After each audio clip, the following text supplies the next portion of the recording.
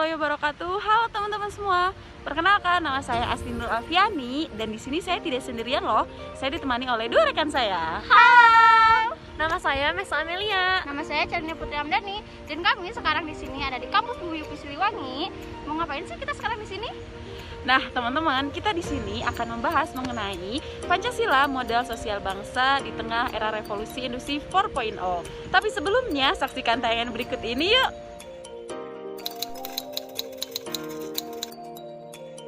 Ideologi bangsa. Lambang negara itu Ideologi negara Indonesia.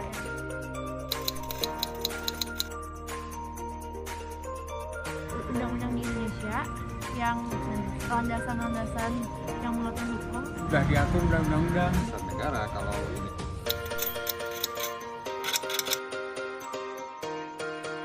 Masih relevan dan sangat penting bagi Indonesia. kalau buat negara penting sekali.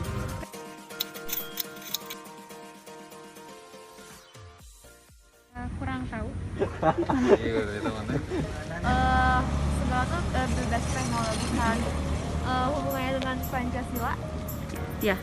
Sama Pancasila sih dengan adanya P.O lebih mudah. Nah, baik, terima kasih Pak.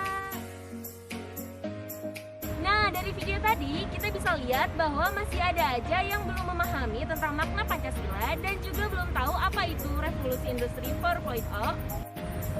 Sebenarnya apa sih revolusi industri 4.0 dan apa kaitannya dengan Pancasila sebagai ideologi dan modal bangsa?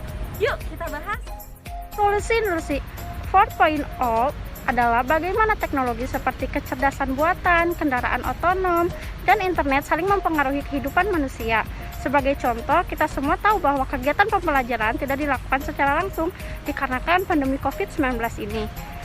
Tetapi, kita masih bisa melakukan kegiatan pembelajaran dengan media conference seperti Zoom dan Google Meet. Contoh lain seperti ada ojek online, transfer online, bahkan belanja pun kita bisa melakukan secara online.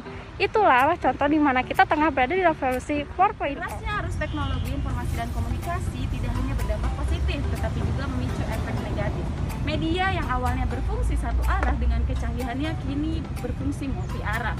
Masyarakat dan pemerintah sudah seharusnya membentuk simbiosis mutualisme agar tidak terjadi perpecahan dengan adanya era revolusi industri 4.0 ini.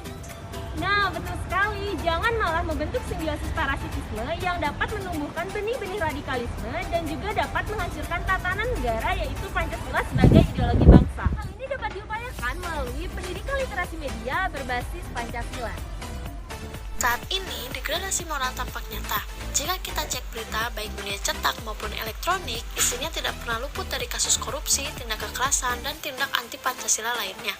Karenanya, pendidikan dewasa ini harus diintegrasikan dengan Pancasila sebagai national character building bisa melalui pendidikan berbasis Pancasila. Dari tadi kita ngebahas revolusi industri 4.0 kan? Sebenarnya ada gak sih revolusi-revolusi sebelumnya? Ada dong. Jadi revolusi industri 1.0 terjadi pada abad ke-18 ditandai dengan adanya mesin uap dan manufaktur. Lalu revolusi industri 2.0 terjadi pada abad ke-19 ditandai dengan adanya produksi massal. Lalu revolusi industri 3.0 terjadi pada abad ke-20 ditandai dengan adanya kecanggihan teknologi dan informasi. Serta yang tadi kita bahas nih, kita sekarang berada di revolusi industri 4.0 di mana semuanya sudah terintegrasi dengan mesin dan teknologi semakin canggih. Nah, kita sebagai generasi milenial sudah seharusnya memahami dan memaknai Pancasila sebagai ideologi dan modal bangsa agar tetap jaya dan eksis di era revolusi industri 4.0 ini.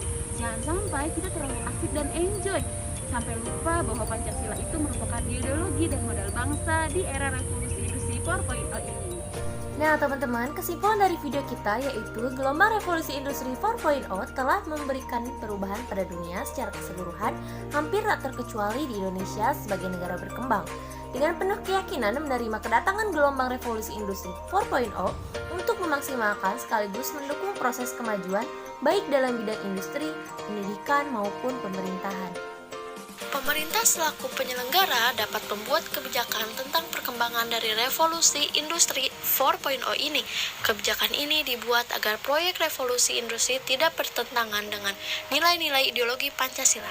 Di samping itu, pendidikan Pancasila perlu dilakukan terhadap generasi milenial melalui institusi pendidikan dengan menjadikan Pancasila sebagai ilmu di samping sebagai ideologi. Sebab Pancasila memiliki nilai-nilai profetik yang relevan untuk dipelajari oleh generasi milenial untuk menghadapi perkembangan revolusi industri 4.0 di masa yang akan datang.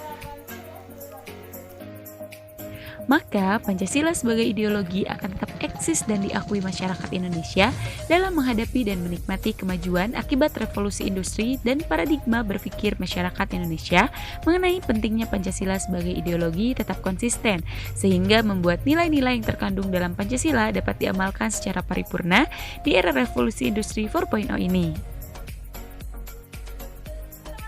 Itu saja yang dapat kita sampaikan. Semoga bermanfaat. Assalamualaikum warahmatullahi wabarakatuh. See you.